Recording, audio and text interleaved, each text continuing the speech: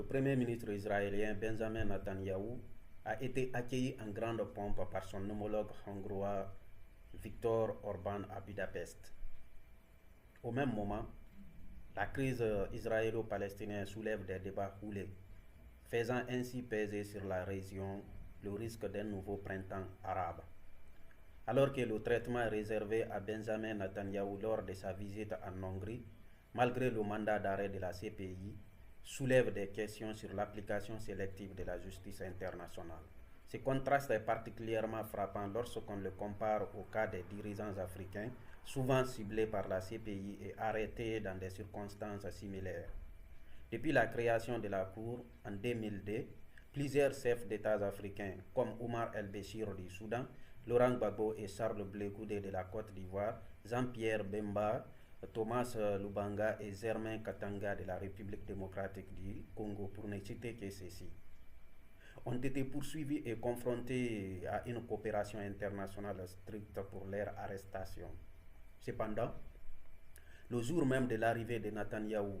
le 3 avril 2025, le gouvernement hongrois a annoncé son retrait de la CPI, affirmant que cette institution était devenue un organe politique biaisé. Ce retrait,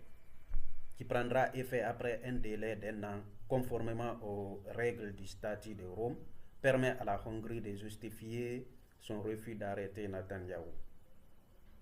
La situation met donc en lumière une critique récurrente, la perception d'une justice internationale biaisée, où les dirigeants africains, d'ailleurs jugés d'acteurs de moindre importance sur la scène internationale, sont systématiquement exposés, tandis que certains leaders d'autres régions bénéficient d'une impunité absolue. Ces parallèles soulignent les tensions entre les principes universels de la CPI et les réalités géopolitiques, où les alliances stratégiques et les intérêts nationaux priment sur l'application équitable des lois internationales. L'accueil de Netanyahou par Viktor Orban, dans un pays signataire du statut de Rome, illustre cette disparité et alimente le débat sur la légitimité et l'impartialité de la CPI, particulièrement dans un contexte où les États africains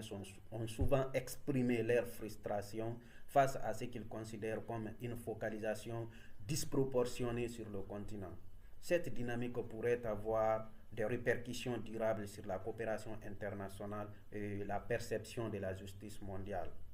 Comment la Cour pénale internationale peut-elle garantir une application équitable